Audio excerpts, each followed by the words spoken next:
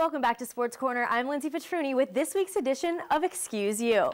Well, Gino Ford is apparently the next head coach of the men's basketball team after days of anticipation. My question for you guys, is Gino Ford the right man to coach the Flashes?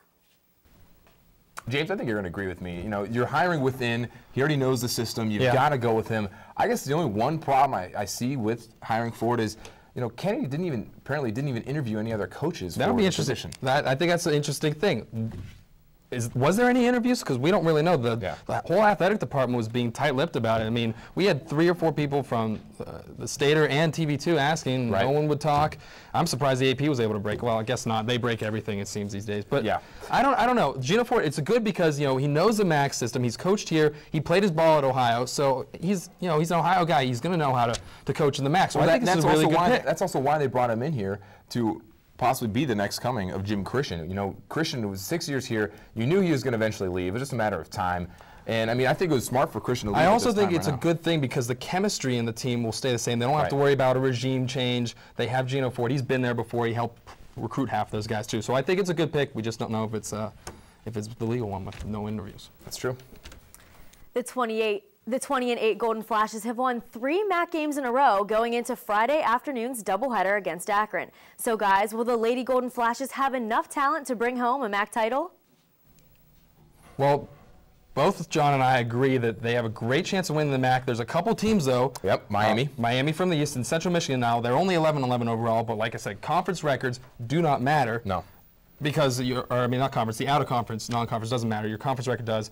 3-1 is Central Michigan. They have a great pitcher, Carrie Sidney, who had a 1-hitter against the Broncos and a shutout NIU MAC West Pitcher of the Week, and she also can hit 7 of 18, 2 RBIs. Look out for Central Michigan. Kent State, it's a great shot of the East, but look out for the West. Oh, I couldn't agree more. Well, you look at Kylie Reynolds, who we're going to have on here in just a little bit.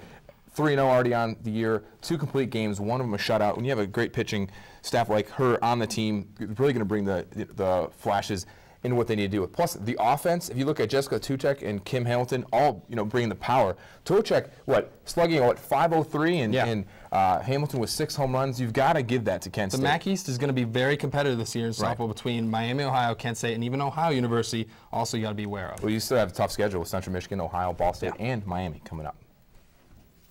4 Golden Flashes made first-team All-MAC after last weekend's conference tournament win.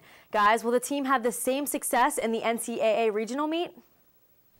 Well, first off, good luck to the ladies going down there. I think they're going to have some success, but one team that's really going to be down there that I think they might have trouble with is number 6 in the country, Stanford. They're 21-3. They blew out Ohio State and Kentucky, who's also in that same regional meet. Also, if you look at LSU, 17-6, coming from the SEC, a weaker gymnastics conference, and then also Missouri there, ranked 18th, could be a trouble team there. But I think Kent matches up very well with Ohio State and especially Kentucky. I think they'll have success. Both Jill and Kristen, when I talked to them earlier, said their goal was to make it in the top 3 half, and they can do that. I'm not saying it's easy because gymnastics is very, very tough. As you saw the points between Eastern Michigan, Central Michigan, and Kent State in the gymnastics. Well, it's always close between Kent State and Eastern Michigan. And Kent State, they were close to winning the MAC last year. They lost it. I think they were in 2nd place. But I think they'll be able to make their goal of getting the top 3. It's tough because these schools are big. Gymnastics schools, a lot more students go in there, so they have a bigger base. Watch out for Stanford coming out of the Pac-10. That may be one obstacle that Kent could face. Yeah. With the addition of 2 KSU club baseball players and 1 all-county softball player, the TV2 softball team looks like an early season favorite for the intramural co-rec championship. So guys, can the team bring home another athletic championship for TV2? Oh, without a doubt. What are we going to say, no? Oh, yeah, we're going to say no. We're going to be down on ourselves. Of course, this is our time to talk trash. I don't even know who we didn't get to play Monday because the rain that never came. Yeah, the rain that never came. Apparently, the fields were too soggy. But this is my chance to talk trash. Anybody that plays us on Monday, you better watch out. Well, watch this guy. Listen to this guy. You better watch out. Speak your mind. We got Randy Zimnick. That might be a trouble because Randy Zimnick. Okay, he might get tossed a couple games. Randy Zimnick has also been demoted from our starting pitching staff for Julie Landis. He might bring that up later and pick him. I apologize, Randy, but I think this is our chance. We've got we're gonna run the table. I'm gonna say it right now. I'm not afraid to say it. A diverse team with some great ladies like Lizzie Petruni over here. Yes. If you look Julie Loper, Julie Landis. Right. And powerhouses. I think we're gonna have no problem, squeaking into the playoffs and then into the. If I knew the teams we were playing, I'd trash talk them personally. But no, I figure we'll just throw it out there. Everyone watching. We have a roster stacked of 17 great players that we combined them. Last year we had 2 teams. Now we have 1 team. Our producer Rob Decker was the one that got the whole team together, and Rob is the greatest manager in the world, and because of him, we're probably going to win a lot of games. I have a lot of faith in our team after the Media Bowl championships we won in football.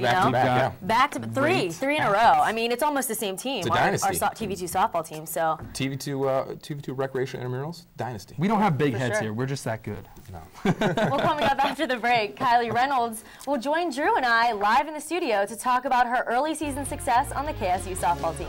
Stay tuned. Well, welcome back to Sports Corner. We are joined by Kylie Reynolds of the KSU softball team. Kylie, thanks for being on the program. Sure, no problem. And now, Kylie, let's talk about this. You have started off doing well at Kent State so far. Let's talk about how, after the 2006 season, your senior season of high school, you were one of the top recruits in the state of Georgia. How did you end up at Kent State? Talk a little bit about the recruiting process.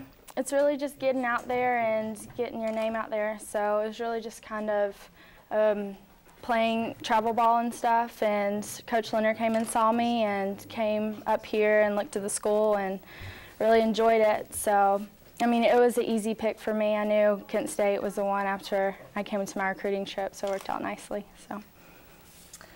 So last year, 2007, MAC Pitcher of the Year and MAC Freshman of the Year, that's really tough to top. So what are some of your goals going into the season this year? It's really just kind of keeping the same mentality and stuff as last year, not trying to get just kind of not bothering with the stats and stuff, and not think about just with win and losses, and try to keep a clear mind on everything. And coming back from freshman year, it's a challenge this year just because everybody, already knows my name and just kind of knows what I throw now. So it's a challenge, coming back and trying to. Well, you're not going to like this because I'm going to bring up a stat. You're 10-4 this season. You have half the team's wins. How do you take it as a sophomore? How do you handle the leadership role? And who do you look up to on the team as far as your leaders go? We have our senior class is pretty big with leaders. So, I mean, I can't really name an individual because there's so many of them. Just kind of on and off the field, we're kind of a close-knit team and stuff. So that's kind of important to keep. And I think just with leadership, it's just kind of looking up to upperclassmen and So what kind of off-season regimen do you usually put yourself through to be so successful during the season? It's really important just with summer, just to keep not taking that off. So especially with pitching and stuff like that, it's just really important to keep throwing and keep running, keep working out. It's really just comes down to an individual doing it and taking initiative. So. All right, now Kylie, there's going to be some naysayers out there that talk about women's softball, and you know that as well as I do. You have half the team's wins, like we said. You pitched 3 games in a matter of 2 days. What would you say to them, the naysayers, the haters that say, well, that's got to be the easiest thing in the world if you can pitch 3 times in 2 days? Go ahead and tell them what you think. I don't know.